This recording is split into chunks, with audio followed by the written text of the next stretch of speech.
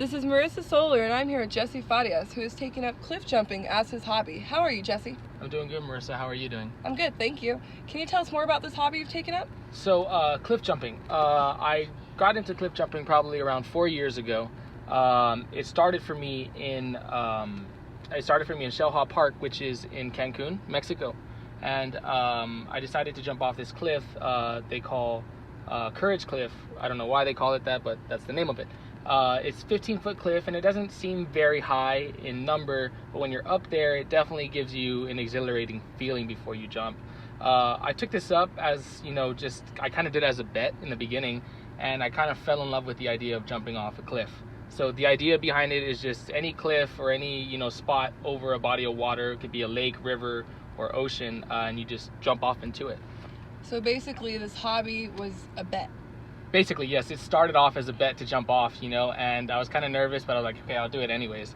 And after I jumped, I was like, wow, I just want to keep on doing this. So I jumped off that cliff multiple times, going up and down. I just tired myself out till I just couldn't do it anymore.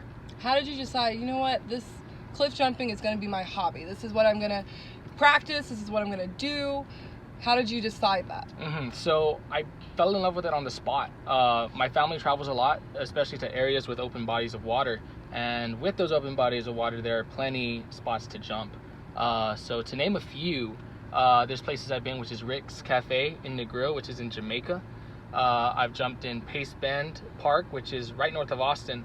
And probably my favorite spot is in Waimea Bay, which is in Oahu in Hawaii. Why is that one of your favorite spot? What makes it? Was it just that it was in Hawaii? What, the cliff itself? Was it just really beautiful? Was it the height? What about Waimea Bay made you say, okay, this is definitely something I want to do here. This is my favorite cliff to jump off of. What made you think that? Waimea Bay is primarily just a random rock. It's Waimea Bay, but we call it the rock, the jumping rock. And it's 25 feet high, which again doesn't sound high, but when you're up there, it's definitely different. If you want to check out videos, you can look at it. They have plenty of videos on YouTube to watch.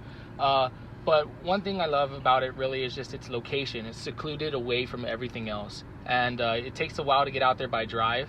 It's just a beautiful way to get out there. And when you get there, it's just beautiful, clear water. And when you're at the top, ready to jump, you just see all this beautiful light blue water. And that's what makes it my favorite jump. It's definitely the landscape. Yes, definitely the landscape makes it a big factor as to why I like to jump off that rock. That's amazing. So out of all of these places, you mentioned that it was exhilarating. You mentioned the feeling you get when you jump off these cliffs, and it sounds very, very nice. It sounds like something I want to do. But is there any dangers to this? Is there any dangers to this hobby outside of all of the emotions and positive feelings you get to feel after doing this? Is there any dangers or cautions that you should take? Definitely. So dangers include, jumping like the wrong way. And what I mean by this is jumping in a manner that you don't land around your feet or you don't dive straight in. You can cause some serious internal damage to organs if you jump flat, like a belly flop, or on your back. That can cause serious pains, broken bones, and things like that. A lot of people don't understand that the way you jump in and the way you either point your toes or dive straight into the water it makes it the big difference as to how you land in the water and how you come out of it.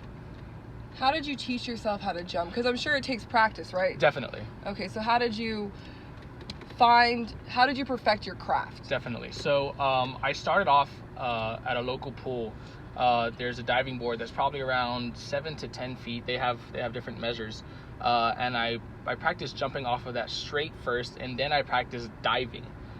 So even that height there, you can feel pain in your body if you don't land the right way. So taking it from places like Rick's Cafe, which is a 35-foot cliff, or Pace Bend, which is a 45-foot cliff, that's a big difference from 7 to 10 feet to 35 to 45-foot cliffs.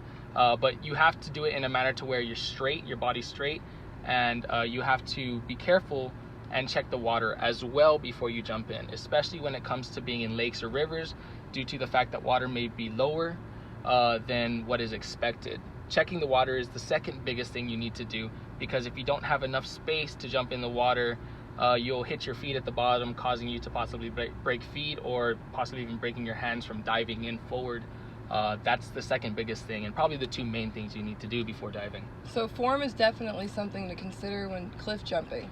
Is there anything else that you should be cautious of? Just be careful with maybe rocks in the area, other people jumping if there are. You want to make sure that everyone's clear out of the way, because when you jump, you don't really notice how close you will be depending on how far the distance is from the top.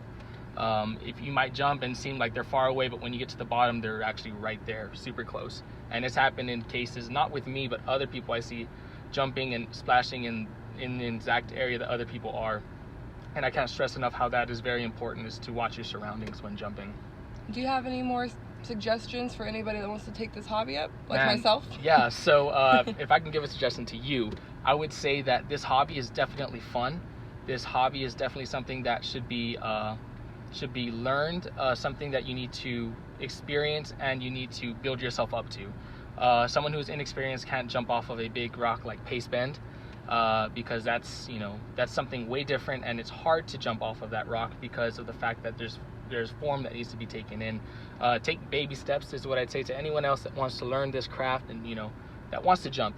You definitely need to take baby steps and do the proper procedures in jumping and landing, and from there you can just move on up. Thank you, Jesse. Well, you heard it here. This is Marissa Solar signing off with Jesse Farias, who lives life on the edge.